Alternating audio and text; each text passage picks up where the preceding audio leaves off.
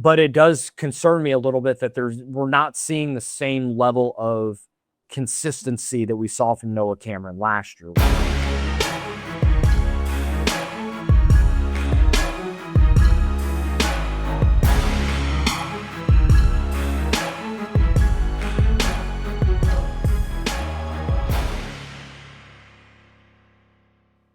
One Royal Way back at it here on Kansas City Sports Network. I'm Joel Penfield. Thank you guys so much for tuning in on the video and the audio side.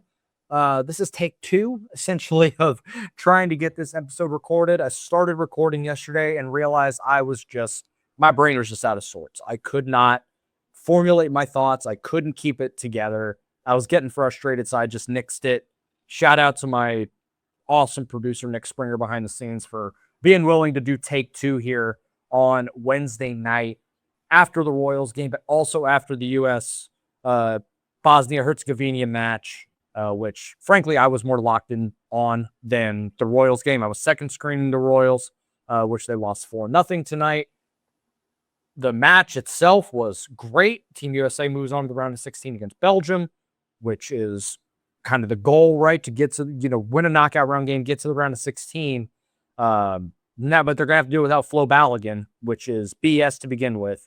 That red card was insane. I'm not going to act like I'm a soccer expert, but I feel like universally people thought that was an insane decision. And now to go into a round of 16 game against a Belgian team that I think the U.S. can beat without our best striker, without our best goal scorer is nuts.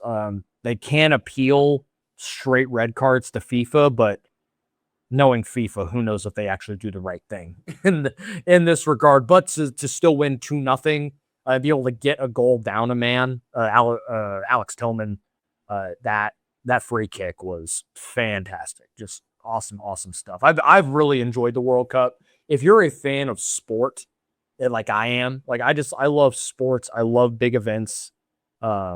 And this certainly qualifies them for as I really get into it. I've enjoyed watching all of these matches. The knockout round has been insane. Just today, DR Congo takes England to the brink. Harry Kane gets a late goal to send England on. Who was it? Belgium gets 2 goals in the final couple of minutes to take it to extra time against Senegal. And then end up getting a PK in the 120th minute or something insane like that. Just wild stuff. Some wild upsets that have happened. Incredible drama. The stars are doing their thing. It's been great. And I'm talking about this at the beginning because I'm trying to give us some positivity. Because right now, obviously, it's tough sledding for the Royals. And they lose, again, the first 2 games of this series. They lose 10-4 on Tuesday. And then on Wednesday, they lose 4-0. They are now 35-52, 17 games below 500 now, as it's just the losses just continue to pile up over the last week or so. After that nice stretch of 5 of 6, now you've lost a bunch in a row. I think you've lost 5 of 6 now, as I'm thinking about it, 6 of 7 actually, and. It is what it is. We talked about that. I think the record is what it is. And now it's just a matter of, what can we watch for that gives us any sort of hope moving forward. Right. That's kind of what I'm looking for at this point. Because what else do we have? I talk a little bit about these games, profile a couple of guys at the end. This will be a bit of a shorter episode, mainly because there's not a lot to go off of right now when I have a little bit, and I just haven't had the time to really dive into stuff this week with work and family stuff. All of that has kind of played in. Hopefully next week I'll have a little bit more for you guys that with the draft coming up, trade deadline approaching, get a little more in depth on some stuff. For now, a little more surface level today. Before we get into all that, the show, as always, brought to you by Emprise Bank. Remember, FDIC, our partners in possible here at Kansas City Sports Network. And on this show, we can't thank them enough for their support. Be sure to like, rate, subscribe, review on all platforms. Hit those notification bells so you know when these episodes go up on the audio and the video side. Leave us a 5-star review on the audio side as well. Can't thank you guys enough for the support. I know it's been tough sledding, but I appreciate you guys hanging with me during a tough season. So to yesterday, to briefly touch on some stuff. Noah Cameron didn't get out of the fourth inning. The third inning is what completely did him in. A really, really tough, just spot for him in that third. A little bunt single and a walk, and then a single by Jonathan Ronda ties it up. Junior Caminero hits a 3-run home run, and that guy's just magma hot. He hits another home run tonight. That's 8 home runs in his last 6 games. Homered in 6 straight. I mean, he's incredible. He is an incredible player, and he's 22. This guy is going to be one of the premier power hitters in the league for the next decade plus. And just as a fan of the game, he's unbelievable. And he's going to be in the home run derby once again this year when I think he got to the finals against Cal Raleigh. So, yeah, I think he would be a pretty good betting favorite to win. But unfortunately, he's just killed the Royals over the last week or so. Back-to-back with Ryan Valade, a single, ends up getting a pick off, another single, and then it ends up getting 2 more outs to get out of the inning. But 5 runs scored before he even got an out. It was really tough sledding for Noah Cameron, and it's now a stretch of starts after it looked like he had kind of gotten it together. We're now in his last 4 starts. It's a 9 ERA, 18 innings. He's given up 18 earned runs. So, that equates out to a 9 ERA. 12 strikeouts in those 18 innings, and he didn't have any in the start yesterday. And the walks have started to come back. He has 8 walks in his last 4 starts.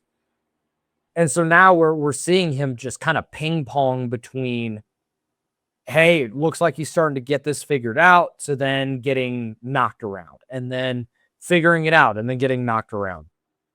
It's kind of the up and down of a sophomore campaign where there is a fair amount of film out on him now as a pitcher. He's got 83 2/3 innings this year after around 150 something last year. It's a tough stretch, but it does concern me a little bit that we're not seeing the same level of consistency that we saw from Noah Cameron last year, where you felt pretty good that he was going to get into the 6th inning at least, potentially more. He was going to keep the pitch count down. He was going to induce a lot of early ground balls and weak contact, and he wasn't going to let up a bunch of homers. Well, this year he's let up 10 home runs now in 83 2/3 innings, and the pitch efficiency is not quite there.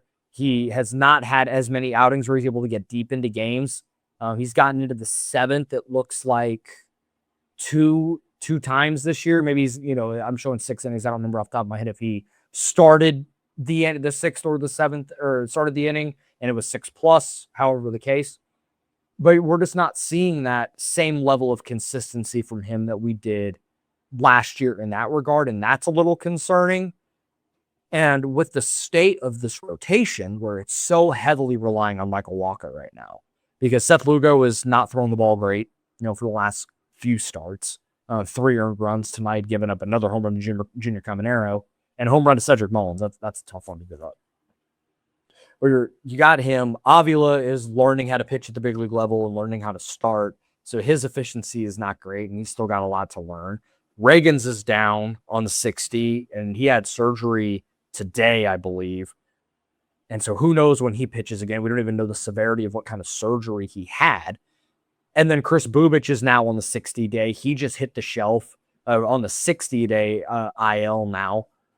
So that's a ridiculously tough spot for this team to be in. Now, thankfully, Stephen Kolek will come back. It sounds like he'll be back and potentially will make his start tomorrow, which is good to hear. He went on the family medical emergency list on Tuesday, praying for him and his wife and his daughter, newborn baby daughter, born prematurely. She's in the NICU. That's why he took a little bit of extra time on the paternity list and then to the family medical emergency list. But according to Q before the game, he will make his next start. So that's good to hear. If he needed to take more time, take more time. Family precedes all of this, right? And I hope that everyone listening can understand that as well. So obviously just a tough stretch of games for this team. A lot of walks on Tuesday. They walked 11 guys, only struck out 2. Noah Cameron, 3 walks, no strikeouts. Connor Siebold went 2 1/3. or not 2 1/3, 2/3 of an inning. They were hoping he could get 2 1/3. He walks to no strikeouts, then he has to leave with some kind of shoulder injury. I believe it was. He went in the injured list today. I need to. I'll go through that bevy of moves that they made. It's a lat strain. That's a lat strain is not great for a pitcher. That's bad for any baseball player. The amount of muscles you use in that area, not ideal. And Eric Sarantola comes in, and they're hoping that he can cover some innings for him because they need it badly. And he walks the first guy he faces, pass ball, and then gives up a run, gets out of the inning. And then he walked Jonathan Aranda, got a double play. So there's 2 outs in the 6th. And then it was 5 consecutive walks, including walking in a run, before Beck Way comes in and ends up getting the strikeout, the first strikeout of the game in the 5th inning for the Royals. A really, really brutal inning for Eric Sarantola, who goes an inning in the 3rd, only 1 hit, but the 2 earned runs, 6 walks, no strikeouts, and he was optioned unceremoniously back to Omaha after this one. Beck Way gives you an inning in the 3rd. He ends up getting a strikeout. Steven Cruz, so I'm going to talk about it a little bit later. He ends up getting a strikeout, but yeah, 11 strikeouts to 2 walks. And then tonight, Seth Lugo, he gives you 6 innings, and that's fine. He scatters 9 hits, but the inverse tonight, 7 strikeouts to no walks tonight, but he gives up the 2 home runs, and the offense does nothing against Shane McClanahan, who shoved. After getting knocked around last week in Tampa Bay, tonight, 6 shutty with 4 strikeouts, no walks. And this is back-to-back outings where Jax's last start and Shane McClanahan's and Noah Cameron and Seth Lugo all had their last start against the same team. So it was back-to-back outings against the same team, and one team really adjusted well and was able to figure out what went wrong in the last start or what they needed to do the second time around, and one team really did. A couple of mistake pitches for Lugo was really what did him in. There was sinker that just ran right into Camanero's barrel, and that's not ideal, obviously. And then just a hanging breaking ball to Mullins, and that was gone. And that was what did Lugo in the start in Tampa. He was just hanging his breaking stuff, and he did a really good job of establishing his fastball early, but not enough. Carter Jensen hit a leadoff home run on Tuesday, which was great. First pitch, he extends the hitting streak to 21, but tonight against the lefty, 0 for 4, 2 strikeouts. Hitting streak comes to an end at 20. 3rd longest hitting streak by a rookie catcher in baseball history. The longest by a Royals rookie in franchise history. And I think it's the 3rd longest by any rookie this season. And I'll profile him a little bit more coming up here in a bit. Obviously, just a tough stretch of baseball, and this team is not playing well. And we know all of these things, and we'll see what this team has left in them as we go forward. I don't want to spend too much time on it. They got 6 hits tonight, all singles. They won no 4 runners in scoring position, and we move forward. Talk a little bit about a couple other guys, Steven Cruz, Carter Jensen, on the other side of this break. The attorneys at Northland Injury Law have been serving the Kansas City area for over 40 years, helping people with serious injuries from car accidents, work accidents, falls, and other personal injuries. They want to help you, and we don't get paid unless we get money for you. If you have a case, call 816-400-HURT. That's 816-400-4878 now. I'm BJ Kissel, founder and CEO of KC Sports Network. Emprise Bank has been with us from the beginning. They were our first network partner, and they believed in the vision of what we were building from the start. I can't speak to any other banks or companies and how they operate, but I can tell you from personal experience and based on the growth of the network you're listening to right now, that if you have banking needs, call our friends at Emprise Bank. We've worked with so many great people there over the years, from Vicky and Aggie to Andrea, Lori, Jackie, Deb, and Aaron, and not to mention so many others that not just supported KC Sports Network, but supported our KCSN Foundation as well. But the best thing that I know is that if I have a question or a problem, no matter how dumb the question is, I know who I'm going to call and who I'm going to talk to. And I know that I'm getting an answer from someone that I can trust. And I know that person is there to help us. That's why Emprise Bank has always been and continues to be our partner in Possible. And they can be yours too. You just have to reach out. If you have a banking need, whether it's business or personal, hit me up.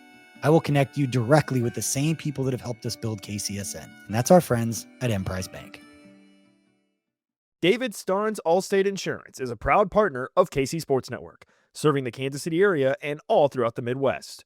If you are looking for new coverage or something that better suits your home, auto, health, or any of your other insurance needs, give Dave and his team a call. Elevate your coverage and be worry-free with David Starnes Allstate Insurance. You know that moment. The moment you realize you left your favorite sunglasses at the beach or on the roof of your car or at the gas station 3 states away. Well, I've been there too. But then I found Shady Rays and it changed the game.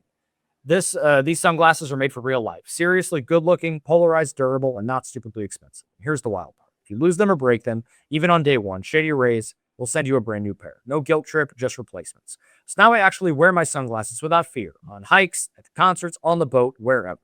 They have sunglasses for golfing, fishing, hiking, and biking, even sunglasses for kids. Shady Rays is eyewear that has your back. Go to shadyrays.com and use code KCSM for 40% off 2 or more pairs of polarized sunglasses. I meant to make note of this before the break, but I saw what time it was and I knew that I needed to hit it soon before I forgot. So the Royals made a bunch of pitching moves today for the roster. Obviously, with Eric Sarantola's outing and the amount of pitches that he threw, he was going to be down for a few days anyways. So they optioned him back. Connor Siebold hit the injured list with the lat strain, as I mentioned, and Bubic goes to the 60-day injured list. But with the 60-day IL spot, that opens up a 40-man roster spot. And with that, welcome back Jose Cuas, who pitched for the Royals in 2022 and 2023 before being traded to the Cubs for Nelson Velasquez. He has not pitched in the big leagues since 2024, which he pitched for the Cubs for 9 games in that stretch with a 7.43 ERA in 2024. And then he pitched for 4 games in Toronto and had a 9 ERA. Since then, in case you were wondering where he had been before coming back to Kansas City, he spent 2025 between the AAA with the Phillies, in which he threw exactly 7 games and had a 13 ERA. He then moves on to the Columbus Clingstones, that I didn't know was a team. That is the new AA affiliate for the Atlanta Braves. Again, he goes down to AA last year and posts a 3.22 ERA with 23 strikeouts to 18 walks in 18 appearances for the Clingstones.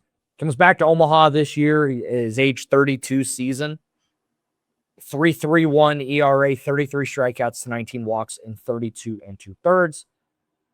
Listen, we know what Jose Cuas is. He threw a lot of games for this team between 2022 and 2023, 92 appearances during that time. And especially in 2023, he was one of the more relied upon leverage, if you want to call it that, relievers. Now, this team, it's really just a warm body. That's all that this team needs, frankly. They just need guys that can throw in the bullpen. And obviously, it's a unique slot. It's a sinker slider, a lower slot than John Schreiber. I'm not going to sit here and act like I'm not going to sunshine pump Jose Cuas in 2026, but it just shows where this team is at and like what they need. And they just need guys. They just need warm bodies. The other warm body that is now in the big league bullpen, Randy Dobnak, who came over. He has some big league time. He's got about 140 big league innings in 5 seasons with the Minnesota Twins. Between 2019 and 2021 is when he had the bulk of that time.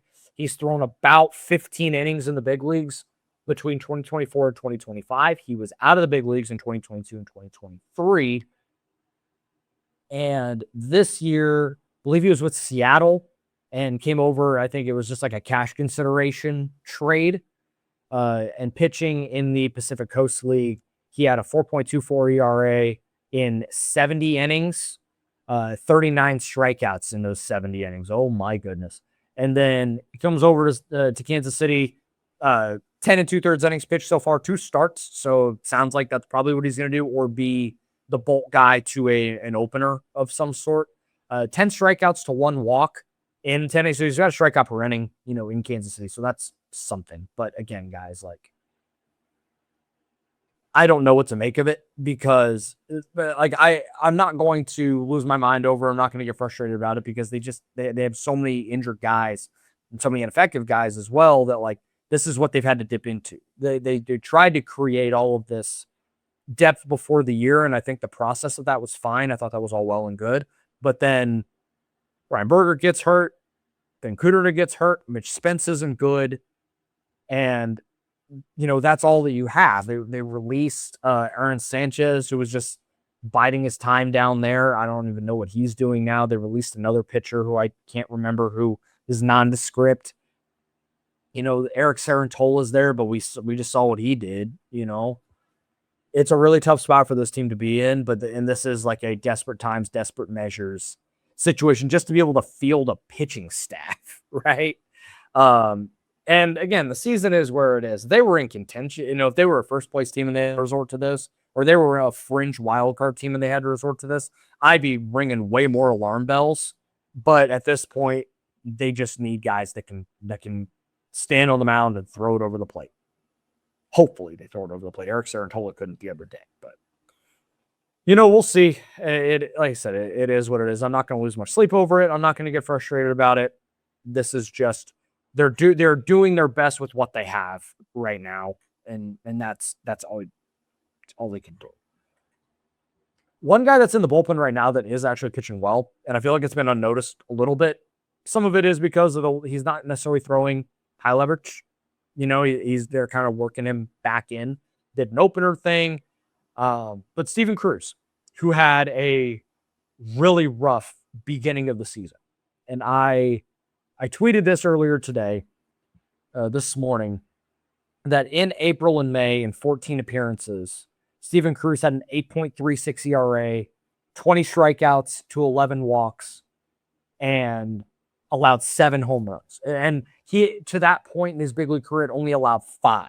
So it was an insane home run to fly ball ratio. And he was just getting knocked around the way we just haven't seen in the air, right?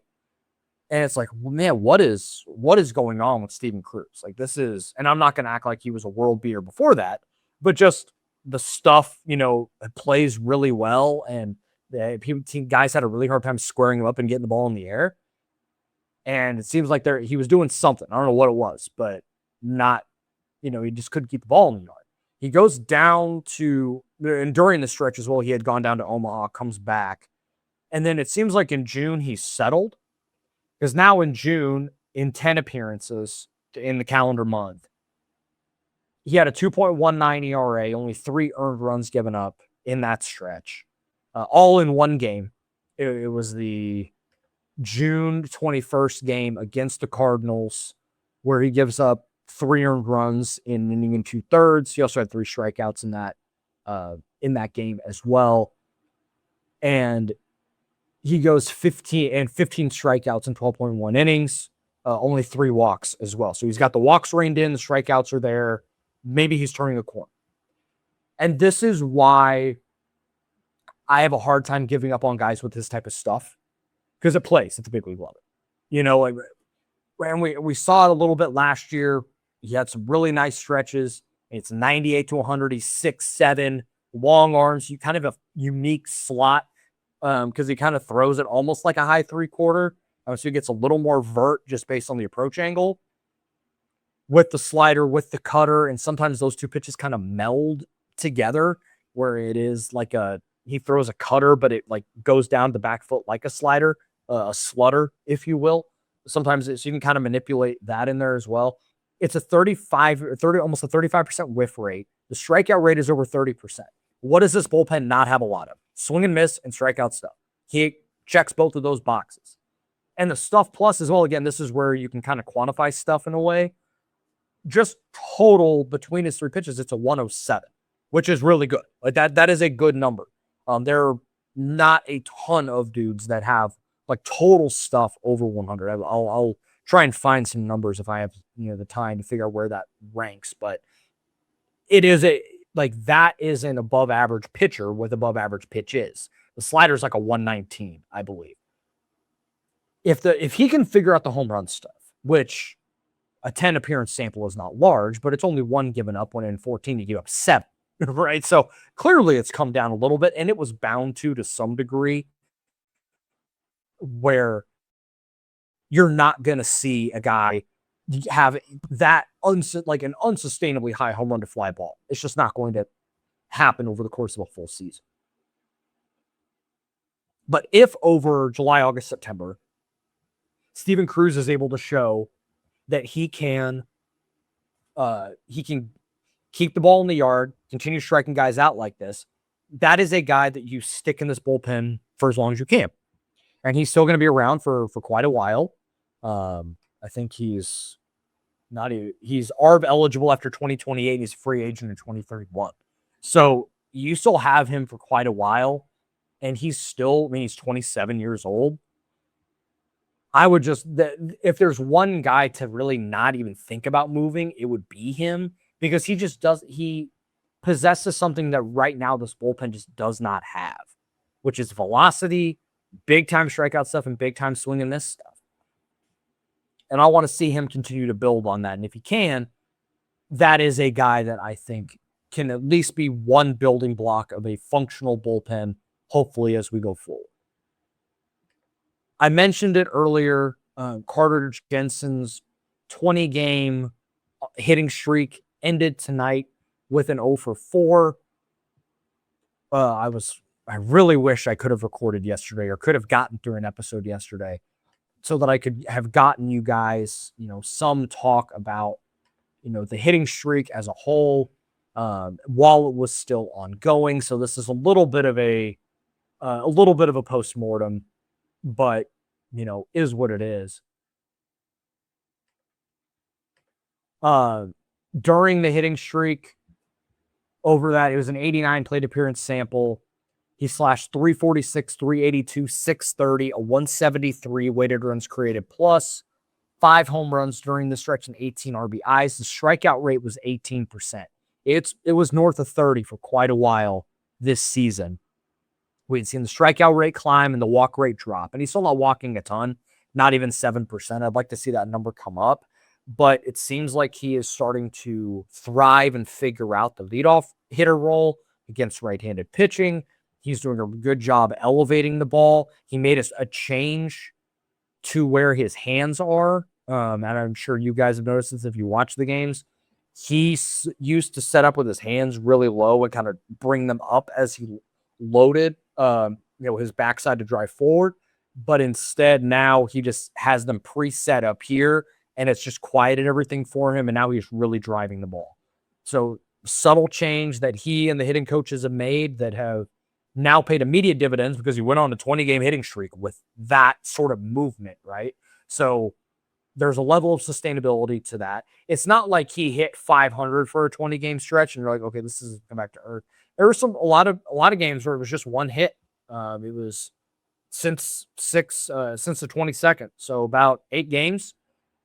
About 7 games. 6 of those were one hit. He had the 3-hit game on Sunday against the White Sox, but it was just like 1 hit here, 2 hits here, and he just kind of kept it going. So it's not a completely unsustainable stretch.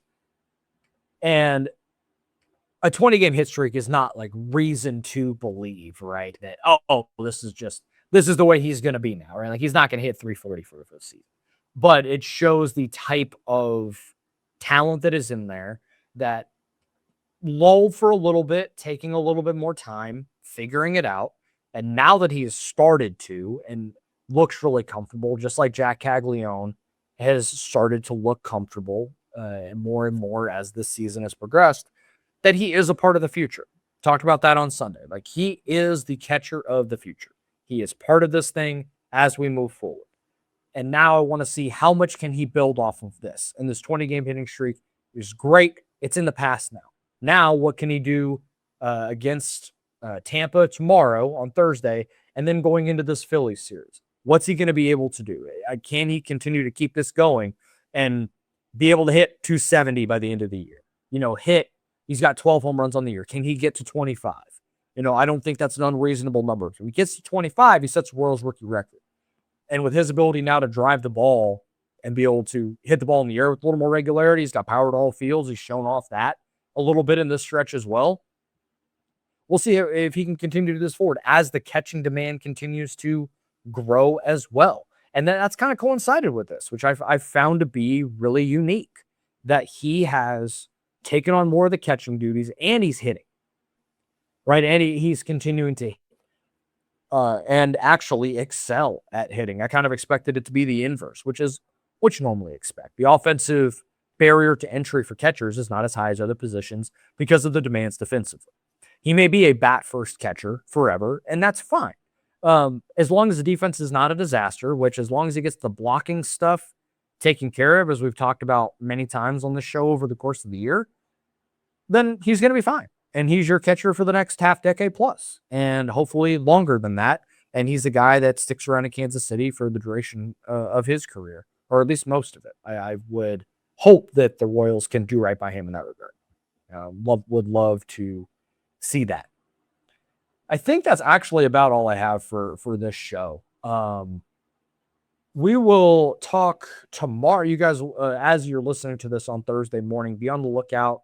After the final out and after post-game press conferences tomorrow, I will be live with Kevin O'Brien for the KCSN Live Royals post-game show from Kauffman Stadium.